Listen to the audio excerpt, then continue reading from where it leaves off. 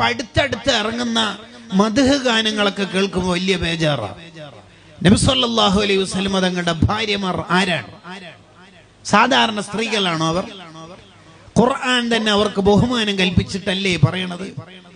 അവരെ ബുദ്ധിമുട്ടിക്കുന്നത് നബി സല്ലല്ലാഹു അലൈഹി വസല്ലം തങ്ങളെ ബുദ്ധിമുട്ടിക്കുന്നത് പോലെയാണെന്നല്ലേ നമുക്ക് പാഠങ്ങൾ പഠിപ്പിച്ചെന്നത്? ഖദീജ ബീവിയും നബി തങ്ങളും തമ്മിലുള്ള കല്യാണത്തെ കുറിച്ച് പറയുന്ന പാട്ടിൽ എന്തെല്ലാം ഖദീജ ബീവിനെ കുറിച്ചിട്ട് പറഞ്ഞുകൊണ്ടിരിക്കണം ഈ ചെക്കന്മാര്. മദ്ഹ് ഗാനം എഴുതാൻ ആരെങ്കിലൊക്കെ റെഡിയാകുമ്പോ നന്നായിട്ട് മതം പഠിക്കാതെ ഒരു മദ്ഹ് ഗാനം എഴുതാൻ നിൽക്കരുത്. ആയിഷ ബീവിയും നബി സല്ലല്ലാഹു അലൈഹി വസല്ലം തങ്ങളും തമ്മിലുള്ള വിവാഹം മദ്ഹായിട്ടാണ് നീ എഴുതുമെങ്കിൽ അത് മദ്ഹാവണം. ഈ പെണ്ണിനെ പുകഴ്ത്തുന്ന പാട്ടുകളുണ്ടല്ലോ, വേറെ എന്തെങ്കിലും അർത്ഥത്തിൽ കേൾക്കുമ്പോൾ ഒരു രസക്കുറവ് ഫീൽ ചെയ്യുന്നത് ഒരു നിലക്കും നമ്മളിൽ നിന്ന് സംഭവിച്ചു പോകരുത്.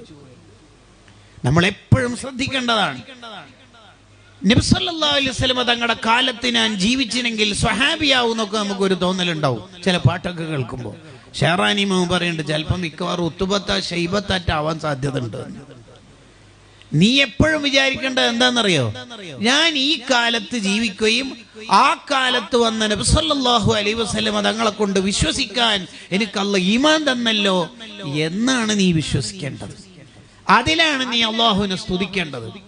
കാരണം സ്വഹാബത്ത് എന്ന് പറഞ്ഞാൽ പലരുടെയും പാട്ട് കേൾക്കുമ്പോൾ തോന്നും സ്വഹാബത്ത് ആ കാലത്ത് ജീവിച്ചുകൊണ്ട് സ്വഹാബിയായി. നമ്മളൊക്കെ ആ കാലത്തുണ്ടെങ്കിൽ ഇതാ സിദ്ദീഖ് റളിയല്ലാഹു അൻഹു, ഉമർ റളിയല്ലാഹു അൻഹു, ഉസ്മാൻ റളിയല്ലാഹു അൻഹു, നമ്മളൊക്കെ സ്വഹാബിമാരാകും എന്നൊരു ലിബറൽ ചിന്ത നമുക്ക് വരാൻ സാധ്യതയുണ്ട്. ചക്ക വീണത് കൊണ്ടും അയൽ കിട്ടിയതാണ് അല്ല, അത് സ്വഹാബത്തിനെ ചെറുതാക്കുന്ന പരിപാടിയാണ്. സ്വഹാബത്ത് എന്ന് പറഞ്ഞാൽ ആരാണ് ഈ സ്വഹാബത്ത് എന്ന് പറഞ്ഞാൽ? ലോകത്തെ എല്ലാ ആൾക്കാരുടെയും ഹൃദയങ്ങൾ വളരെ സൂക്ഷ്മമായി അള്ളാഹു നിരീക്ഷിച്ച് ഏറ്റവും നല്ല ഹൃദയത്തിന്റെ ഉടമകളെ നബി സല്ലല്ലാഹു അലൈഹി വസല്ലം തങ്ങളുടെ ഫോളോവേഴ്സായി, കമ്പാനിയൻസായി, സ്വഹാബത്തായി അള്ളാഹു കൊടുത്തതാണ്. അവരുടെ ഖുവ്വത്തുൽ ഈമാൻ കൊണ്ടാണ് അവർ സ്വഹാബിമാരാവുന്നത്.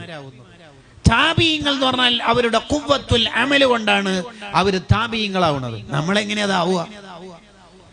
ഞാൻ ആ കാലത്ത് ജീവിച്ചെങ്കിൽ എന്നൊരു മഹബത്തിന്റെ ആംഗിളിൽ നിന്നുള്ള ചില വർത്തമാനങ്ങൾ ഇബാറത്തും കിതാബും കാണാത്തത് കൊണ്ടല്ല ഞാൻ പറയണത്.